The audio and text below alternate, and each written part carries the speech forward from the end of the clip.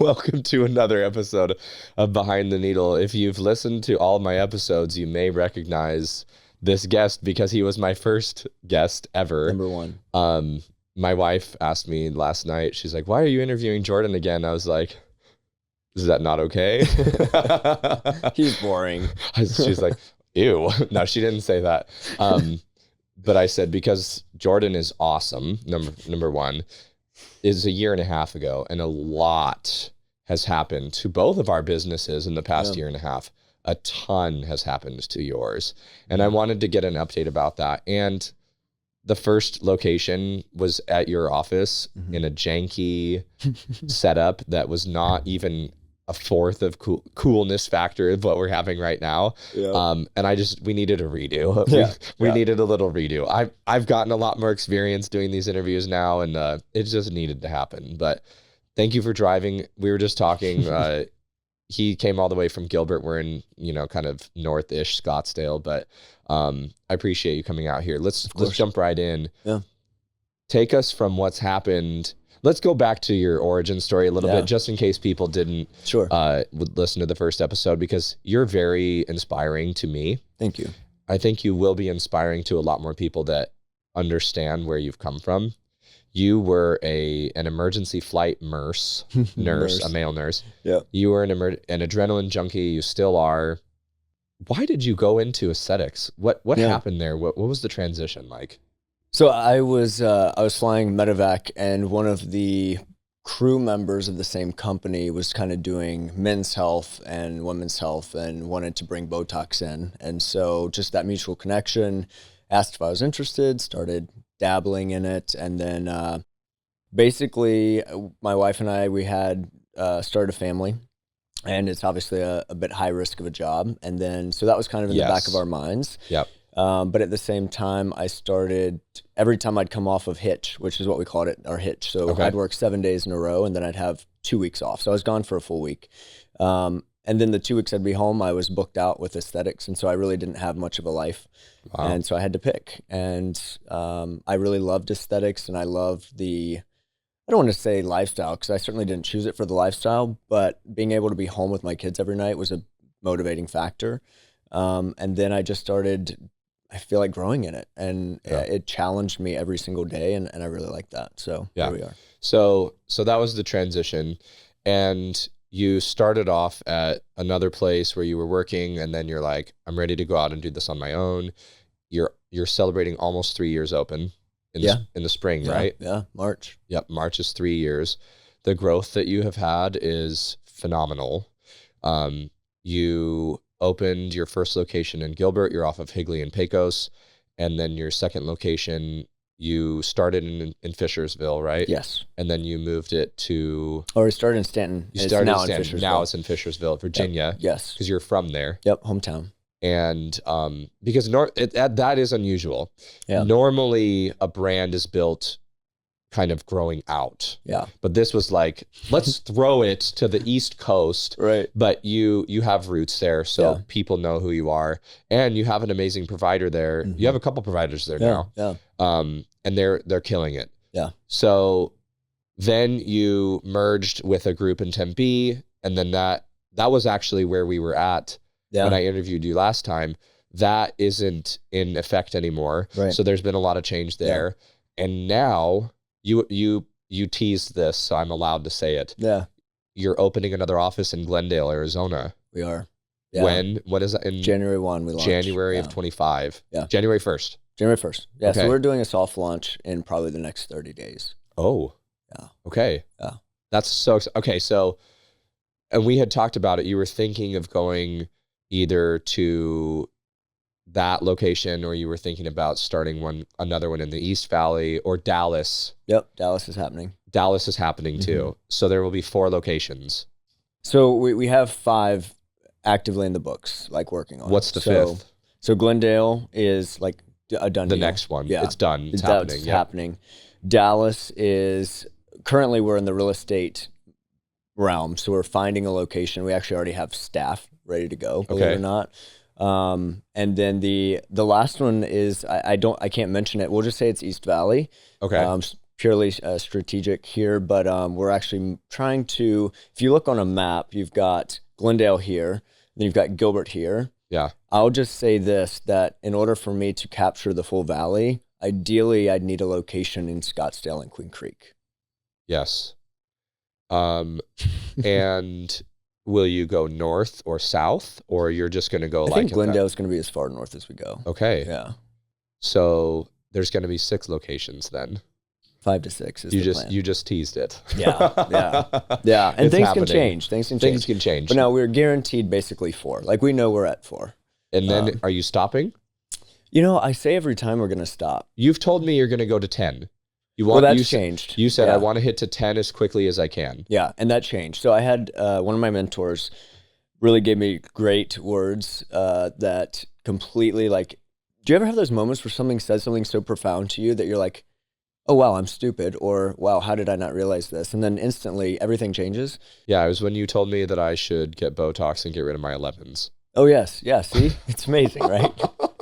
No, I know what you mean. Yeah. I know what you, so this happened to him. What did he say, or she? Well, no, he said, so he's the CEO of a very successful company, and he said, Jordan, why do you want 10 locations? And I said, well, 10 seems like a doable number that I came up with. It seems like it's, that's a nice scalable factor, especially when you're looking long-term at like private equity and things like that. And so private equity as in getting a buyout or investment into? I don't, at this moment, I don't really know that answer. I've tossed back and forth. Because you mentioned private equity. That's kind of a big thing. It is, So you're not sure, but somehow they would be involved. Yeah, the goal is for them to be involved. Now, whether that's like a full buyout, which I don't plan on happening, I would still, you know me, I am so ADHD. I have to be doing something at all times. So the thought of just selling my business makes me want to vomit. So I think that I would still be involved long term, but bringing them in more as an investor / owner is definitely something in the future I'm looking for. But what he told me is, he said, why would you have 10 locations? And I'm just going to use basic math. Okay. He said, let's just say each location is doing $1 million a year. So that means that you're doing about $10 million roughly for your entire company. Right. Why wouldn't you want 5 locations, each doing $2 million or $3 million, because they're running more efficiently, you're able to manage them better, and you're not spread so thin? Yeah, because that's a good point. So a med spa doing $1 million a year is average. Yeah. And it's just fine. Yeah. It's fine. It also depends on how many providers you have. It depends on your overhead. Depends on your overhead, depends on the services that you're offering. So that is a good question. So he asked you that and you're like, yes, that actually makes sense. Okay. Yeah. So then my thought went from, okay, I'm always in a dream big, aim big, but then I also try to like sprinkle a little realism in there once in a while. Yeah. And, managing even 2 locations, especially across the country from each other, is very challenging at times. And so I realized that I would much rather have really high performing, high quality, consistent practices and only have 4 or 5. Right. Than to have 10 that are mediocre, because that's not the urban brand. There's a lot of mediocre med spas, and that's not what we are now, and that's not what I want to become. Yeah. So just constantly aiming for that bespoke experience, that elevated experience, is really the fundamental aspect I want to maintain. And I think it'd be hard to maintain that when you start really almost franchising in a sense. That's not for me. How did you realize this? Did he tell you that, or was it trying to grow in Tempe? Was it? No. So Tempe was just a matter of, it didn't really fit long term with my goals and the other folks' goals with what we wanted to see and do. And I just kind of stepped back, and this sounds really cliche, but I was tired of hearing a lot of my mentors, and I'm not going to call Alex Hormozy a mentor. I read his book, but he's one that constantly says, write down your goals and then backtrack. Dan Martell, same thing. Write down where you want to be and then basically build the plan of how you're going to get there. And that's how I got there. As I said, here's what I want, like, here's my end goal. Yeah. And that's not just financially. That's in life, what do I want freedom wise? And then I just tracked back. This is so good. We're going to dive a little deeper. Sure. Because if you think about this, yes, that is really smart. Okay. You have 1 location, we'll say. Okay. And you can either do $10 million there, or you can do 10 locations with $1 million. How do you get to $10 million at one location? Mm-hmm. Is it easier to scale the amount of money you sell or the amount of treatments that you sell in one location, or opening another one and up to 10 and getting each of them to go to $1 million? That's a tough question. There's so many variables that play into it. You know, like for example, the Virginia office, totally different demographic than here in Arizona. But still wants it. Right, but they it's want still the stuff, a but it's need. a different demographic. Yeah, and I think you're gonna have, you know, a more difficult time depending on your demographic. I don't know. You know, knowing what I know now and going backwards, I really think that I would prefer to have, if I was starting over, I still want Virginia. I love that office. I love my staff. It's literally the community I grew up in. We're servicing, but I would much rather have one med spa doing $10 million a year than to have 10, because 10 sounds like a big headache. And then when you think, how do I get my med spa to 10 million? Mm-hmm. I would wonder, do most med spa owners, do most providers write down that goal? They don't. They don't, because I've talked to them and I've Doesn't asked. it seem so simple? Yeah, but it took me, I did it like 6 months ago. Like, how long have I been doing this? And it several years. Right. And it took me, like, just recently, did I actually sit down and say, okay, what is my end goal? Okay, so if you're listening to this, pause it. Yeah. And write down what your goal actually is for the next 12 months. And I would say, you know, take down, and that's the, what I call micro strategy. So you're looking at like a confined period of time, like 1 year. Yeah. Which is great, because you have to have milestones to be able to see, like, am I on target for that goal? But also think big, like, what's your 10-year plan? And that's what's really hard to wrap your mind around. Like, when I sat down and I said, okay, in 10 years, where do I want to be? My total honest answer, I don't think I've ever told this to friends, and I hope no patients listen to this and freak out that I might eventually not be injecting. But my long-term goal in 10 years is I want to have probably sold Urban, still be involved as a equity partner and owner, but be more hands-off, really just do the injecting, because I do love the patient contact and actually doing the services. Yeah. I do love that, but I want the freedom. And that's not just financial freedom. That's the freedom of being able to travel, being able to be at every kid's game. And that's why I tell my wife, I want to hustle now and sacrifice now so that I don't have to do that when our kids are older and they are having the activities and the soccer games and things. And that's what I wrote down. I literally wrote down, I want time freedom and I want financial freedom. And of course, there's a few other little things I might have tossed in there, like certain cars, maybe a small plane. And you backtrack. And you're like, okay, how much is this going to cost me? And what do I have to do to get there? You love cars, don't you? I do. Yeah, it's my therapy. It's cheaper than a good therapist. Is it? Yeah. I believe you. I believe that you have run the numbers and you have analyzed it thoroughly. Uh-huh. Okay, so there's so many tangents I could go off on because this is just a great conversation. I think looking at your business and writing down, where do you want to be in the next 12 months? Let's say 10 years. If that feels way too out of your head, do 3. Then do 3 or 2, right? But what is it going to take for you to actually get there? And then do those things. That's the hardest part, is anyone can write it down on paper. But what is that saying when the grindstone, what is that saying? When you put... I'm drawing a blank. Yeah, me too. All right, so we're going to cut that part. No, we're leaving that in. But tell me what the principle is when of what you you're put trying. your nose to the grindstone, is that it? Yeah. But that sounds a little sounds a little gory. So when it comes down to it, is what I'm trying to get out, is it's easy to write down your goals, but it's really difficult to make the decisions that are going to be pivotal in getting you there. Is it difficult? It is very difficult. What makes it difficult to actually implement? Because you are an incredible implementer.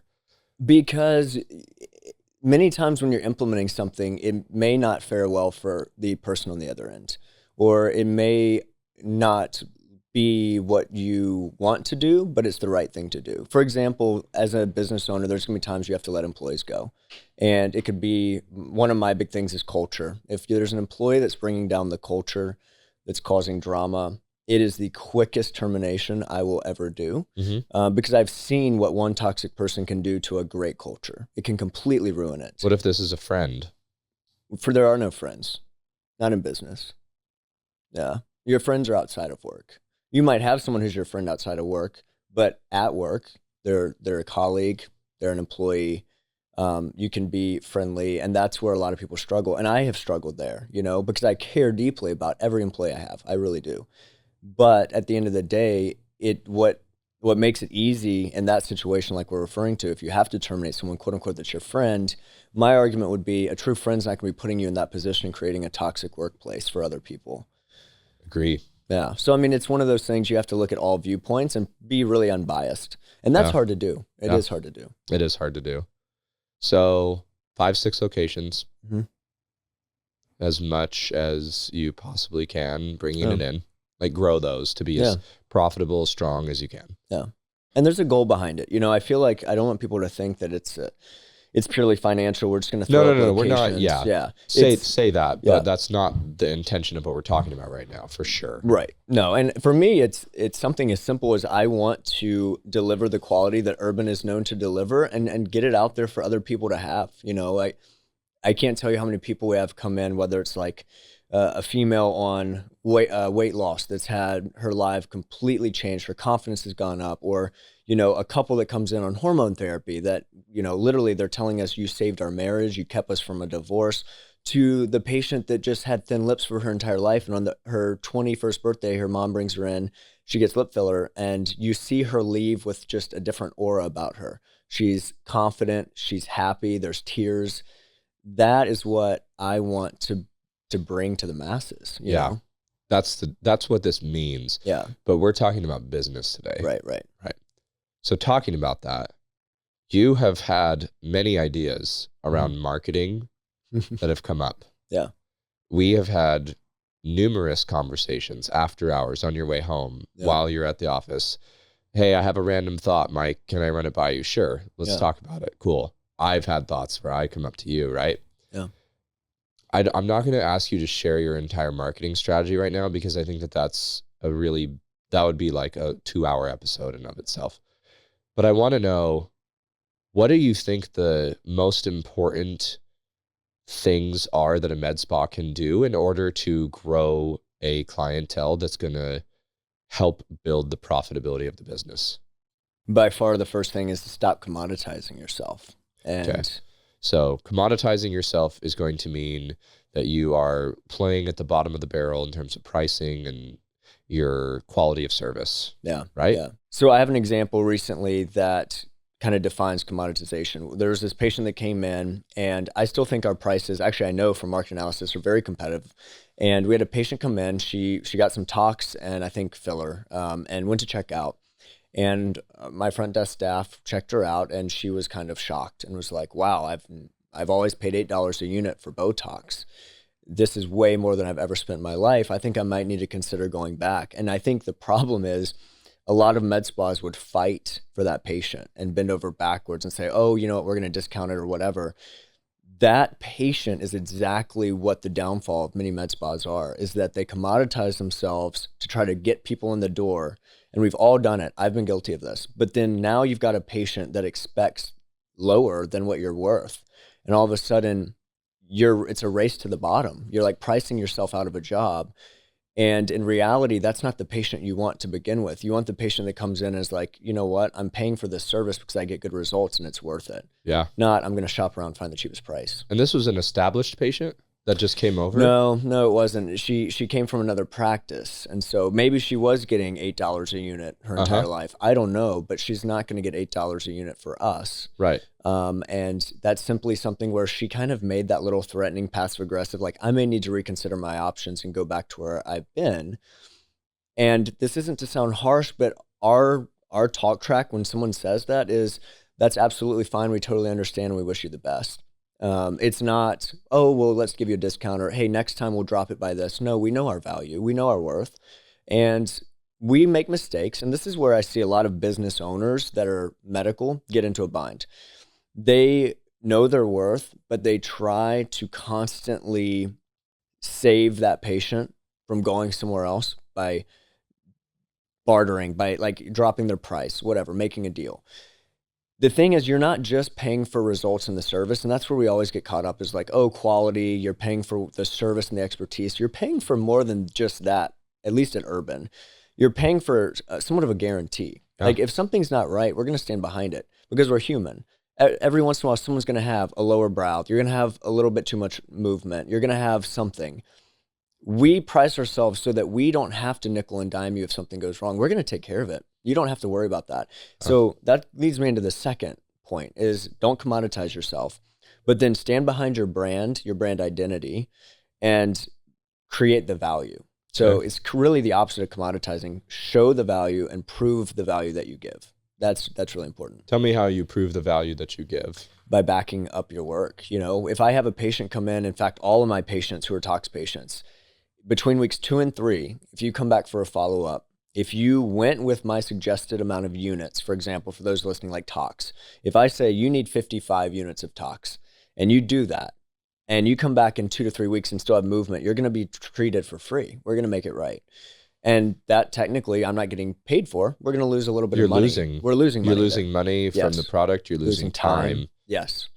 But I want to do that because that gives value to my patients. They know they're going to be taken care of. Yeah. I can't tell you how many patients come in and they're shocked when I do a touch-up. I'm like, all right, you're all set. We added 7 units and you don't owe anything. Normally that's going to be like 90 to 100 bucks. Yeah. And they're like, oh, why? I've never gotten that for free. I'm like, well, it's not free. It comes with your service, and that's the value you get. Yeah. Do your patients understand how awesome that is? Do you feel like you explain that enough? Probably not. I mean, I do think I have to say we have some of the best clients. I travel around to med spas because all over they bring the you country. Crumble cookies. Well, not just that. They brought me a bottle of wine the other day. Do you like your patients that bring you like vegetables from their garden?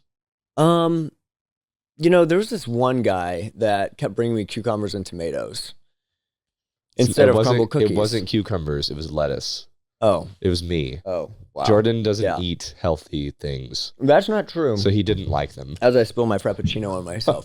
No, that's not true. I actually like asparagus, zucchini, squash. You just happen to pick like the 2 things like lettuce and tomatoes that are in salads, which is that are the most commonly enjoyed vegetables in the world. Does lettuce have any nutritional value? 100%. Fiber? In the show notes, we're going to write the nutritional information about lettuce here. Perfect. I'll look forward to it. Danny, please take care of that. You do have the best patients. I think that here's something for you and everybody listening. If you think, how can I get my customers to never leave? Mm-hmm. You're talking about standing behind your brand. Here's another thing to add to that. What if they understand why you are the best? Because you share them information and details about how you are different. Mm-hmm. And you don't do it in a way that's like, oh, look at me, pick me, pick me. Right. We don't want pick me's. But if you say, this is why we do it this way. I actually don't know anybody else that does it this way, but the reason that I do it is because I want you to know that you can come in here and I'll give you 7, 8 free units of talks in 2 to 3 weeks if you need it, because that's what we provide here. That's what the Urban brand is. Yeah. So you say that at the beginning, setting it up so that they know that this is what can happen to them. And then you're reassuring them that like, hey, Jordan's got me. Yeah. Yeah. No, that's huge. And I think that is really important. I try to do that as best as I can. I could certainly do a better job of it. And I think a lot of times we get in that motion of we're just so used to it. And especially with repeat clients that I've been treating for years, you know, it kind of just becomes maybe normal or an expectation for me, not them. And maybe I should do more of that, you know, and be like, here's what we do. This is just what we offer. Yeah. I think that's advertising. Advertising is making known what you do. Yeah. It's different than marketing, right? A little bit, but making known what you do. So if you have like these key points about what do I want people to know, because you can't clutter their mind with a ton of information because you've also got to talk to them about the treatment that they're getting. Right. Yeah. But you could write it on a card in big, bold letters. So we actually do. So and you say, come in for free touch-ups. Well, it's not just the touch-ups. I actually have like a card that goes, every new patient gets a new patient bag. It's like a Lululemon bag. It's nice, reusable with our logo, and it has like our online menu of services, QR code, all that fun stuff, a few samples of skincare. And then in there's like a note that's from me that I actually typed out myself. And it talks about what we stand for and our quality and basically our guarantee to them that like you're part of, we actually use the word family on there, or fam, I think. Like you're part of the urban fam. And we don't take that lightly, because I know as a business owner that at the end of the day, the only reason I'm afforded the life I'm afforded, and I feel very blessed, is because of each patient that puts their trust in us as a team. Yeah. And so many business owners forget that, and they lose touch with reality. At any time, if people just up and said, I don't think I want to go there anymore, I'm going somewhere else, we'd be done overnight, you know? And so I really think valuing your clients and your employees, that's a whole nother talk for another day, because, you know, if you don't value your employees, your patients are going to notice that, and you're not going to have value from your patients either. Yep. So keeping that value is just huge. I think value would be the takeaway word for today for me, because if you commoditize yourself, you're decreasing your value. And at the same time, you should be doing the opposite. You should be adding value. And that's why we talk about discounts, right? Yeah. I've really tried to stray away as much as I can from like just straight money off, like discounted. I would much rather give more value. Yeah, that's smart. So it's not that you're charging, you know, $800 for a syringe of filler, which is $100 more than the people down the street. Right. It's that you're giving a great treatment with that syringe plus all these other things.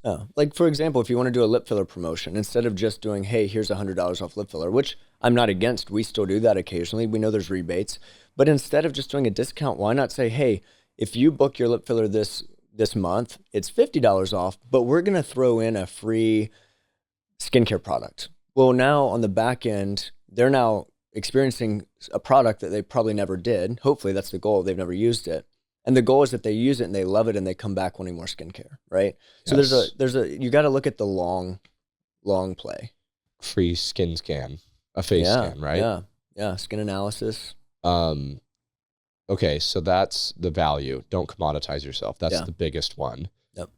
If you have questions also for Jordan about how to do that, he is an open book, but also are you still doing like consulting?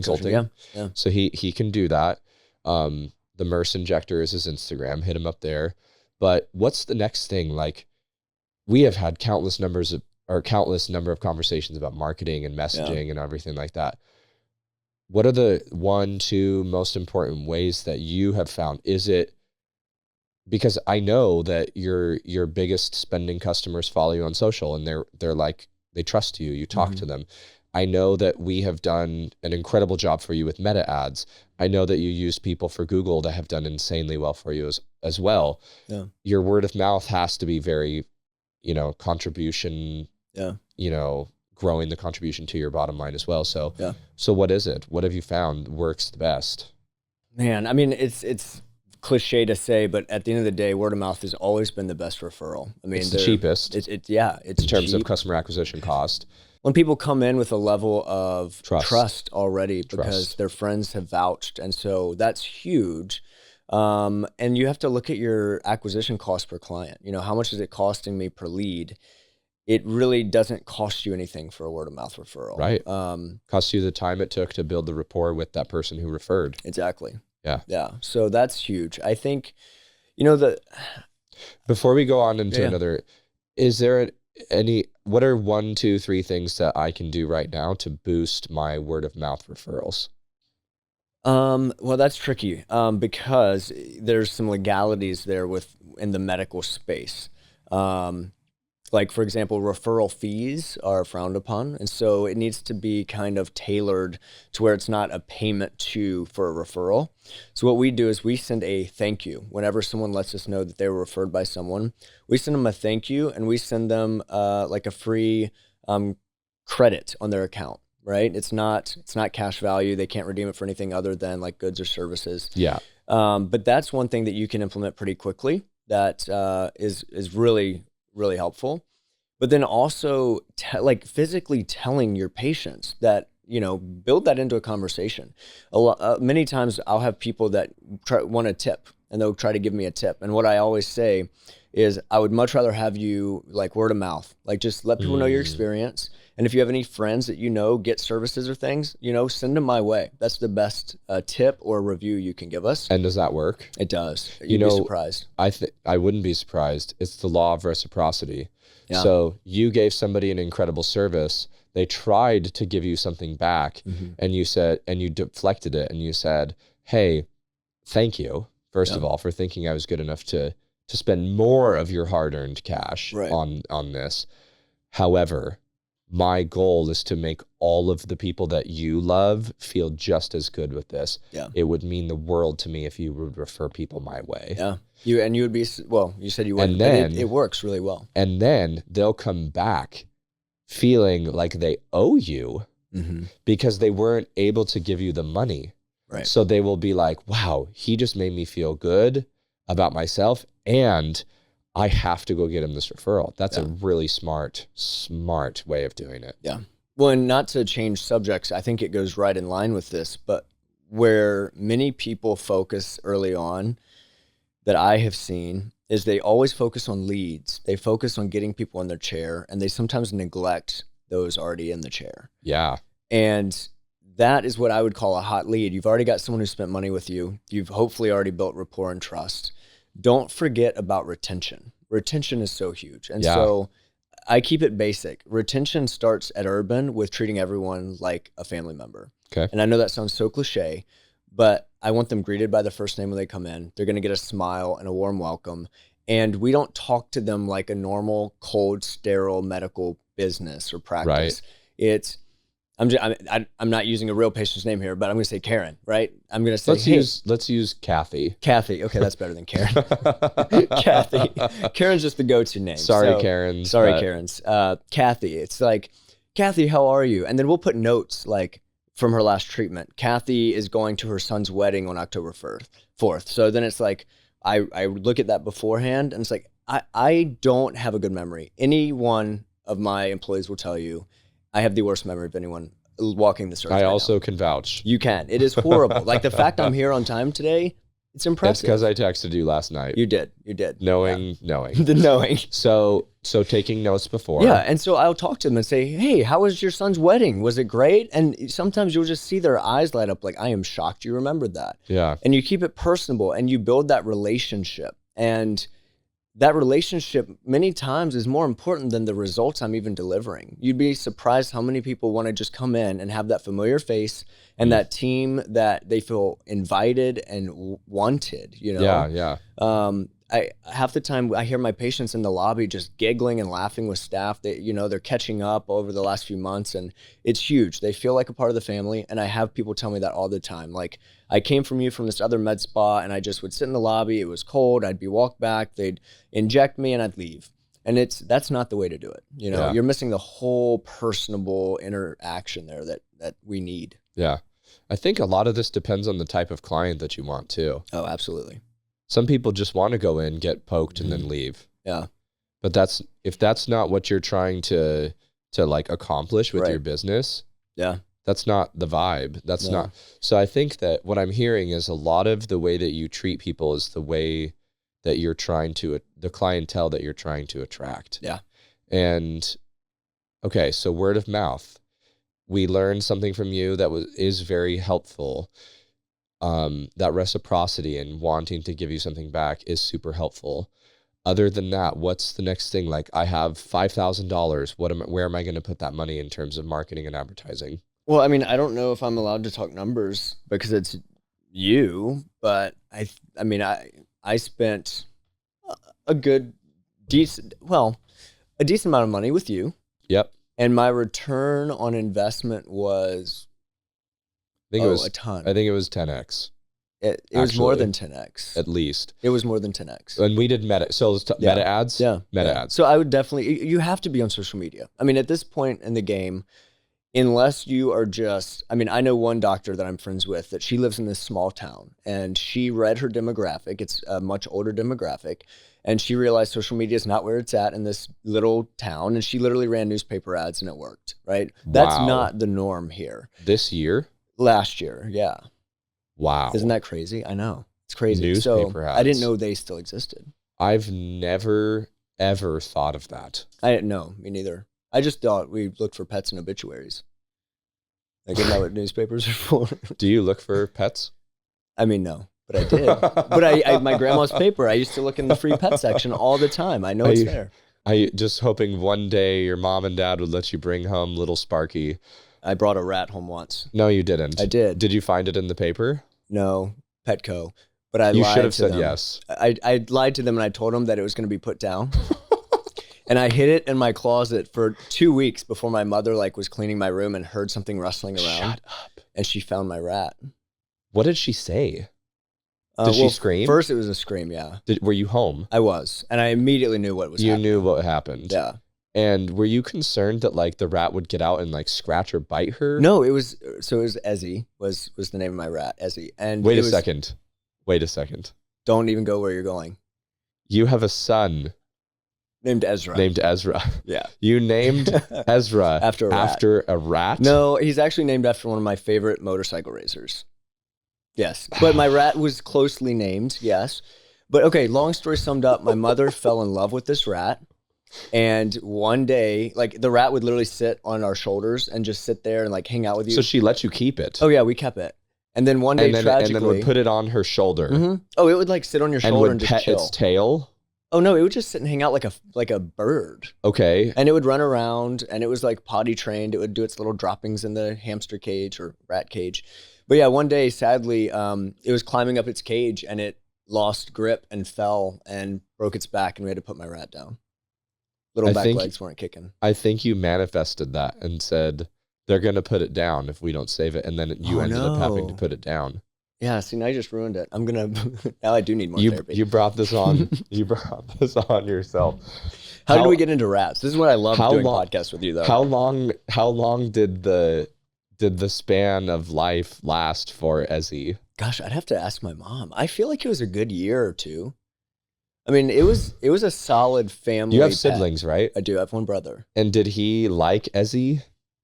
I don't remember. Everyone loved Ezzy. Everyone loved that rat. It was such a good pet. And it literally would fit in your hand. It wasn't a big, we're not talking about inner city Phoenix rats. We're talking about a tiny hamster sized rat. Does Ezra know that he's named after a rat? He's not. He's not. How can you prove it? Oh, Ezra Lusk. Ezra Lusk is who he's named after. No, honestly, we just liked the name. Truthfully, and I didn't want to name our son something really American and normal like John or Mike, That's a terrible name. You know what's funny? For years, Michael was the #1 name for boys, straight every year. I have a cousin named Michael. Every year. Everyone knows 10 Mikes. Most people have an Uncle Mike. I am. Oh my God, I have an Uncle Mike. Of course you do. Well, Mike, his son is Michael. Yes. So my cousin's Michael and my uncle's Mike. You just put it together. Your uncle's name is actually Mike. It is. But nobody names their kid Mike anymore. Does anyone name their kid Mike as a baby? I feel like that's weird. It's normally Michael. Because I would expect saying Mike to a baby, it probably has a beard, I grew a beard for the first time and I just shaved it. It. Ashley said it was getting too scraggly. Okay, so meta ads. Yes. And it's funny because one of the ads that we ran in Fishersville was we weren't even discounting the laser hair production price. Right. Do you remember? Yeah. We literally, because you're always I already have it priced pretty aggressively. You're like, can we just run the ad advertising this pricing? I was like, that's a good question. Yes, let's do it. And it got bookings through the roof. Yeah, which is awesome. We've run it. If people are like, well, what ads do you run? We've run a ton of different ads. We've done talks, filler, laser hair, a CO2 laser facial. Yep. What else did we do? We've done chemical peels. We've done chemical peel. Yeah. We've done facials. We did the aqua delivery system. Yeah, we've done tons of different things. Yeah. They all work really well. One of the reasons you were one of my first clients for the paid meta ads. Yeah. And when we started, your office manager was the one calling the leads. Yeah. But we quickly realized this isn't working. Yeah. We have to, she has to stop what she's doing. She has to run to the back. She has to get on a call. It's very important that you instantly, not within the first 5 minutes. They'll say within the first 5 minutes, it's instantly. Yeah. Now. you have to connect with these leads and you have to turn them into bookings that way. Yeah. And it was just throwing her off. Yeah. Well, and then you'd have the patient that calls and has 150 questions. And my expectation is that we're going to answer every 150 questions. Yeah. And if we are doing that, then now we have other guests unsupported, whether they're calling in on other lines, whether they're trying to book at the front desk. And so that is one of the most amazing things about your service that you provide, is that you take all that out of house. Yeah. Right. And we just wake up one morning and it's like, oh, we got 3 new bookings through Mike. Yep. And we have people on staff that have worked in a practice before. Yep. I mean, honestly too, though, like Google's really good. Sure. Yeah. And you can cross-reference other sites, your website, right? Yeah. So make sure your information is accurate, but meta ads are super good. I think that another thing that you probably do, and you could agree, is you actually talk with your patients on Instagram, and it's you. Yeah. It's not someone else. Yep. Like other people may have access to it and stuff just for clerical purposes, but like it's you. Yeah. And so you're building your reputation with them and the rapport together, and then you have something to talk about. Even if you have a bad memory, you're still going to be able to look back and it's documented, and you could say, oh, remember how I told you I named my child after a rat? Yeah, I know, it's crazy. Let me tell you about the story right now. Right. Like, and then, that's funny. Well, I have patients all the time that come in, and I had a lady the other day that comes in, and I walk in the door and it's like the normal, hey, how's your day going? And she stands up, like semi-aggressively stands up out of the chair. And it's almost like I think she's about to whoop my butt. And she just comes at me and gives me a big hug. And she's like, oh my gosh, I'm finally meeting you. I'm so-and-so. And through my mind, and I hope she's not listening to this podcast right now, but through my mind, I'm like racking my brain. Like, who is this? Oh my How am I supposed to know her? But we live in that age where she and I had been messaging on Instagram for probably 2 years. Wow. So she had been following me for over 2 years. She finally flew in to get treatments done. Amazing. But I know her by her Instagram name. So it was funny, the second she said it, it's like, boom, yes, I know exactly who you are. And it's just weird because I don't, Instagram profiles, you don't see their photo a ton. And right.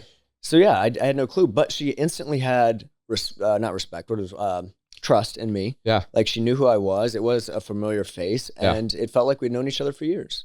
Have you heard of cuteness aggression? No. You know when you see like a puppy? Yeah. Or a kitten, if you think kittens are cute. Or a rat. Or a rat. Yeah. You took the word. I got it. You're like, oh, it's so cute. Mm-hmm. This little, that may be how she felt with you. Because I'm fun size. She has 5'6". She has cuteness aggression, and she's just like, oh, I'm just gonna give you a big hug. Oh, gosh. Maybe that's what it was. Yeah, it could be. You have built a brand. You didn't know anything about brand building before starting Urban. Mm. You've learned from many sources. What's the most impactful place that you've learned how to build an actual brand? Funny enough, I don't think if you were to sit me down, like, could I actually teach someone how to build a brand? Do I know how to build a brand? I don't know how to build brands. I know how to build mine. Okay. And I think maybe there's some luck involved. Maybe obviously there's hard work, sweat and tears. But at the end of the day, I knew what I wanted my brand to be. I had a very distinct visual in my mind, and I just stuck with it. And, even against people, there were times where, you would give me advice and I would say, I don't know if that aligns with what I want. And then there was times where you're like, hey, you need to change this. And I'm like, you're right, I do. Every time I think it's just holding really tight and strong to your core brand that you want to be. Yeah. And don't let society sway it. Don't let what other places have done. I heard a great quote the other day from a friend, and I asked her, she has a very successful practice. And I said, how is it that you have continued to grow and scale and maintain your brand constantly? You've never faltered. And she was like, whenever someone tells me that I should do it this way because this is what everyone else does, she's like, I guarantee you that's the opposite of what I'm going to do. Because I don't want to be like everyone else. So why would I do what everyone else is doing? And I've actually kind of stuck to that quote myself, and I knew my brand. And the first thing is I knew what the audiovisual aspect of my brand was going to be, which is I consider like brand recognition. Yeah. And then I had the qualities that I wanted my brand to embody, such as quality, high performance, and results and safety. And I just wrapped everything around that. Everything I do, whether it's the look, whatever. So Now that you have this dialed in about what the urban brand is, Yeah. do you feel like you talk about your brand enough? No, definitely not. No. I agree. Yeah. Not in a like tisk tisk Yeah. or Yeah. slamming you way, but I realize listening to you how developed it is. And that is what makes a med spa different from Yeah. everyone else. That's your content strategy. Yeah, it is. Yeah. Talking about how and why you're different and what makes you different. Yeah. Because truly, Gilbert, Scottsdale, those are the hot spots for our area here in the Phoenix area, right? Especially Scottsdale. Yeah. You all offer the same treatments. You do. Yeah. You do. You do. It doesn't matter, people don't know where you went to school. People don't know who were your mentors. People don't know all of the trainings and cadavers and one-on-one and certifications. They don't know that. They should. And you can look it up, but they should know. Yeah. But they don't necessarily know that. I think what it comes down to is, what are you showing them? Mm-hmm. Just show it, right? Yeah. So that's a moment for everybody, including myself. Like, what are we showing our brand is online? I wasn't expecting to ask this question, but I'm going to ask it to you. Yeah. Do you feel like it's worth the sacrifice to build what you're building and be away as much as you are right now? In the moment, not do you think it will be, because obviously you do. I mean, my gut says no. Interesting. Yeah. Really? Yeah. I mean, the farther I've gotten along, so let me start by saying the human nature, at least me as a person, and I've had to like really dive deep. We're going to get deep here, is that I have always been someone that wants more than what I have, whether that's house, car, financial, Hair. Yeah, exactly. Rats. That's why I'm getting plugs, right? I have rats. So I've always wanted more. And in a business realm, that's really worked out for me because I'm constantly striving for the next thing. Like, okay, we've got this, let's move to the next thing. And you mentioned implementation. I'm very quick. Once I feel like something's going to work and I've weighed it out, even though it might come with a risk, I like, what do I have to lose, right? That's kind of the way I look at it. Like, I'm not going to risk my entire business and everything that we have, but I'm definitely going to implement quick and not be afraid of change. But the farther I've gotten along, I've realized that leaves you empty. Long term, no cars, no amount of money. And this sounds very like cliche, but it's not going to make you happy. It makes life easier. Well, let me take that back. Money does buy happiness. I've always joked with my dad and said, I disagree with what my mom's always taught me as a kid. Money does buy happiness. Have you ever seen someone on a mega yacht upset and crying? Right? I mean, or driving on their Lamborghini upset. It will buy happiness, but it doesn't buy joy. And those are two distinct things. And I think joy can only come from your friends, your family, and your faith. And the more I get, the more I do, sometimes the more empty I feel. And so I've really realized, recently, when I step back and I'm gone for a weekend, 3 or 4 days, and I come home and it's like I have 2 hours with my kids before bed and I'm up the next morning going to work, and then I see them for dinner the next night, and then I'm back to work. I'm actually, as of January 1, my goal is to actually pull back a lot. I want to inject, and I that's part of the reason I brought Katie on, because one, she's a phenomenal provider. She's been doing this for years, but also someone that I can pass some things on to, because at the end of the day, I don't want to sacrifice all these years with my kids, even in their infancy and being toddlers, and look back and realize, oh, I missed all those days building this that I have now. And then this ends up being quite unfulfilling. Does that make sense? It does. Yeah. And so what I'm doing, I'm trying to find this delicate balance of, everyone would love to be financially secure and have financial freedom. I want that, but I also want the freedom with my family and the ability to have a comfortable life.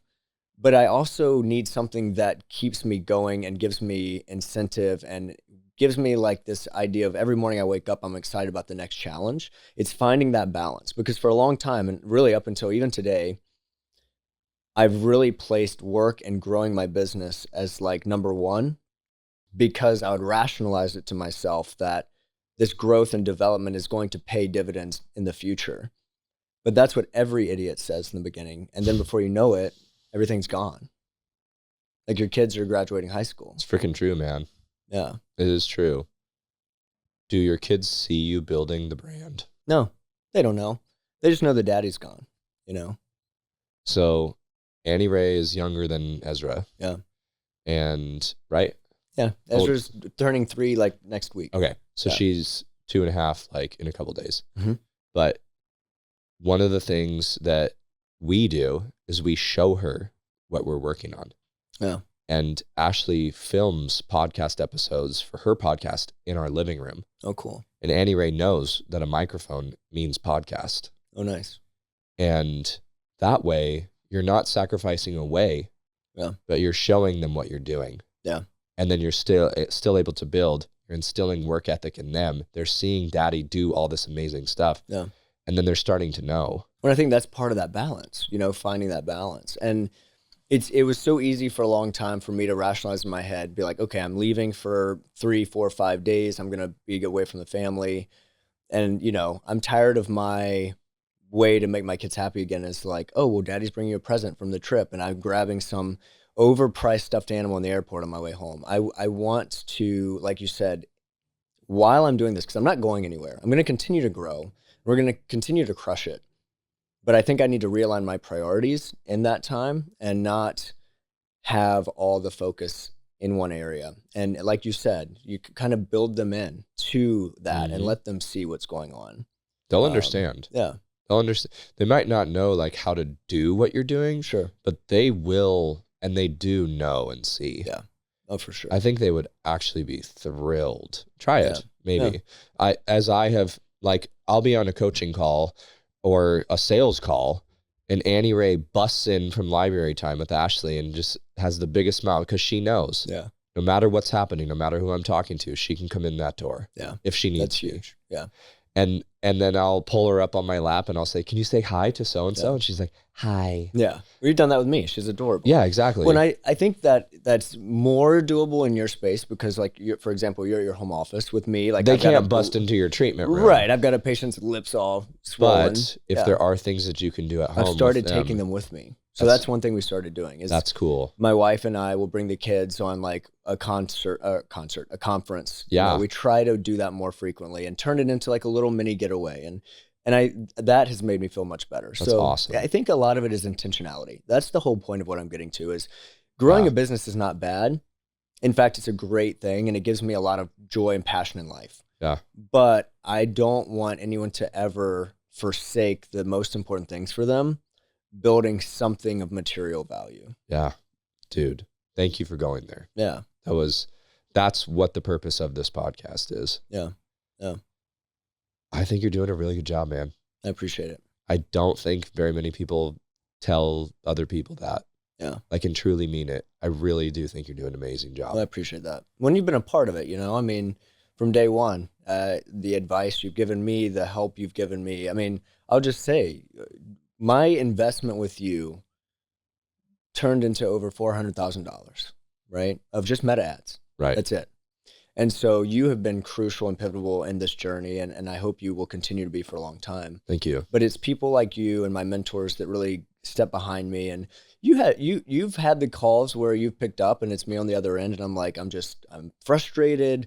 I've had it up to here. Like, I'm ready to just drop it. And, you know, I think the thing with aesthetics is I came into this knowing I wanted to be real, because I'm tired of seeing these podcasts of everyone just smiling and, oh, I'm making millions and I'm doing great and there's nothing wrong in my life. And that's bullshit. It is. It is. It is not true. And then you have these newbies coming into this industry that they're instantly starting off toxic because they're realizing that everyone else is perfect. How are they the only ones struggling? And I just think it's important to know that you can be at the top of your game. You can be one of the best injectors in the country, and you can still have really crappy days, and you will. And they do. Yes. No one's immune to it. No. It is. Yeah. I think it's keeping your priorities in line, being intentional about every aspect of your life, not just business, but your family, which that's like my goal for this coming year, is just to be more intentional with everything. And really, the people that are really successful that I look up to, they're crushing it on many of those fronts. You know, they're not sacrificing their business all the time or their family all the time. One thing I disagree with Dan Martell, which as you can see, I listened to a lot of his stuff, is he said something recently where he was like, balance is BS. No successful entrepreneur has balance.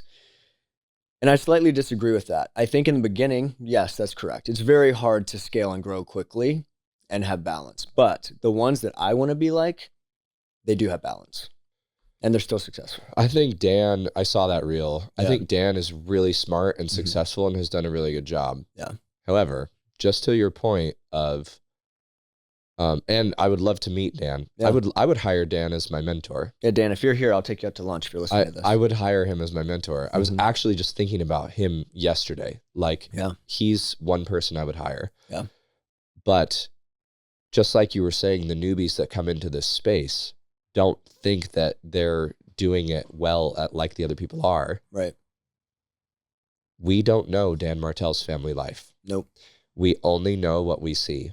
Yeah. And same with Hormozi. Mm-hmm. Alex Hormozi has no children, he says this, it's not me. His life is his work. Yeah. And that's what fills him up. That's great. Yeah. That's great. And if that's what if work is what fills you up and that's what you find your joy in. But we also don't know his true level of happiness. Right.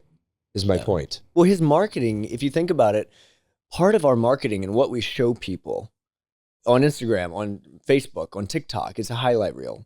It's part of marketing. I'm not going to attract many people wanting to come in and get services by me by putting a video up of like, you know, my infant son changing his diaper and like diarrhea going all over the floor. That's not. I would come to you for that. You probably would. Yeah. That's cool. I mean, it might, it's relatable, but I would be the only one. You would be. Yeah. You know, it's, we don't want to show everything. Life is dirty. It is. And it's not always fun. And there has been many nights where my wife was not thrilled with me being gone for, 3 or 4 nights in a row. And surely. There's tension there. And I think it just is really important to find the balance. And that's where I disagree with Dan. I love Dan to death, but I think that you can be successful and create a great brand, have a very good, successful business, and still take time for your priorities, and whatever those are. It may not be family for some people. I think that the title of this will be Building a Business and Life with Intentionality. That's perfect. Because that's really what this is all about. Yeah. We kind of steered away from probably where we're meant to go with that, but. No, I feel like this is it for sure. Cool. This has been great. I'm glad we got a redo. Me too. Thanks for having me. Yeah. The Merce Injector, Jordan White, go hit him up if you're in Gilbert, Glendale, or Fishersville, Virginia, soon to be Dallas. Yeah. And an undisclosed additional location, but we know it's Scottsdale and Queen Creek. We know it's one of those two. It's both. Eventually, it's both for sure. You continue to inspire me and many other people. Thank you for being who you are, man. I appreciate you. And thanks for being here today. Thanks, Mike. Yeah. Take care of yourself, everybody.